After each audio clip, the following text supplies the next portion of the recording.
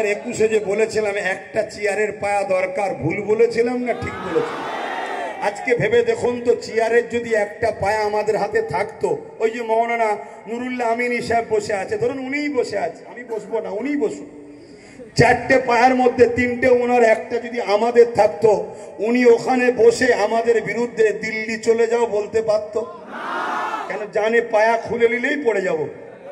এজন্য বলেছিলাম, কিন্তু আমার কম এত খাওয়া খাইয়েছে একজনকে, উনি বদ হজম করে বমি করছে, কি দিল্লি চলে যাও, সব থেকে বড় দুশ্মন আমি হব। এটা আমাদের দুঃখ দিয়েছে না, দেয় না? এই দুঃখের প্রতিশোধ হিসাবে তিনাকে অবিলম্বে এই কালা কানুনের বিরুদ্ধে সুপ্রিম কোর্টে যেতে হবে, আমাদেরকে সর্ব আন্দোলনে সহযোগিতা করতে হবে, এবং যদি থাকতে চাই বাংলায় তাহলে আমাদেরকেও কিন্তু পায়াতে ভাগ দিতে হবে। কি বলছেন আপনারা? আর না হয় আমরাও সময় এলে বলবো আপনিও দিল্লি যান। কি বলতে পারবেন তো নাকি? এখন আরো একটা কথা বলছি, বুকে হাত দিয়ে বলুন, এই সময়ে নওশাদ সিদ্দিকী সুপ্রিম কোর্টে কেস করেছে না করেনি? আচ্ছা বলুন, ওর সাথে যদি আরো গোটা 30-40 থাকতো, আপনাদের কিছু ক্ষতি হতো না উপকার হতো? উপকার হতো না, হতো না? তাহলে আরো গোটা 40 তো কেস করতো, আরো গোটা 40 তো যেত।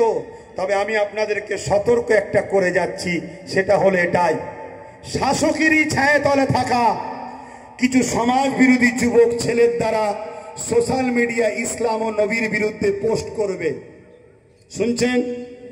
শাসক এদেরকে মাদক দিচ্ছে, সে কেন্দ্র শাসক হোক রাজ্য শাসক হোক, এদেরকে মাদক দিচ্ছে। এরা নবী মুহাম্মদ সাল্লাল্লাহু আলাইহি ওয়াসাল্লাম ইসলামের বিরুদ্ধে কিছু পোস্ট করবে। কেন করবে? যাতে করে এই পোস্টটা দেখে মুসলমান রাস্তায় নামে, আন্দোলন করে। রাস্তায় নামবেন, আন্দোলন করবেন, পুলিশ বাধ্য হয়ে তাকে তুলবে, হালকা ধারা দেবে, পরের দিন জামিন করে দেবে। তারপরে যারা যারা আন্দোলন করেছিল পুলিশ তাদের নামে কেস দেবে, তাদের বাড়ি বাড়ি গিয়ে হামলা করবে। আপনারা ছুটে পালাবেন।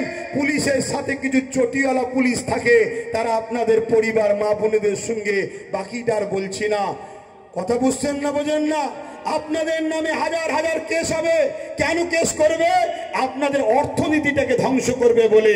রাজ্য সরকার যদি সত্যি ওয়াকফ কালা কানুনের বিরুদ্ধে হতো, তাহলে 14 তারিখে যখন নওশাদ কলিকাতা শিয়ালদায় ডেকেছিল, ভাঙড় থেকে আসা 1000 নিরীহ ছেলের নামে কেন রাজ্য সরকারের পুলিশ কেস দিল?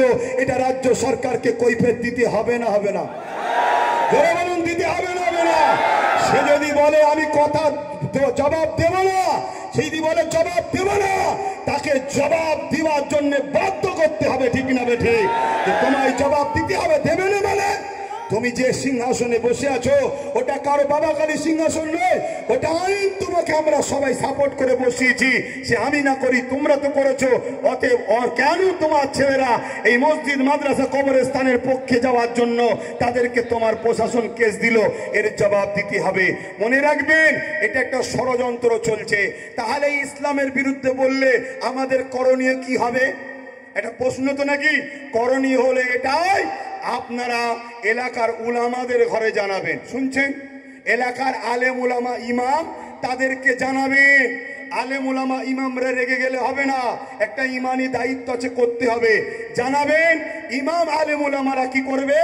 ওই এলাকার এমএলএ সাহেব এমপি সাহেবের কাছে যাবে, 24 ঘন্টার মধ্যে ছেলেটা আরজ চাই, নাই আগামী দিনে আপনার বিরুদ্ধে আমরা রাস্তায় নামবো। আলেমরা মসজিদে মসজিদে আপনার বিরুদ্ধে বলবো। এই দায়িত্ব উলামাদের হাতে ছাড়বেন।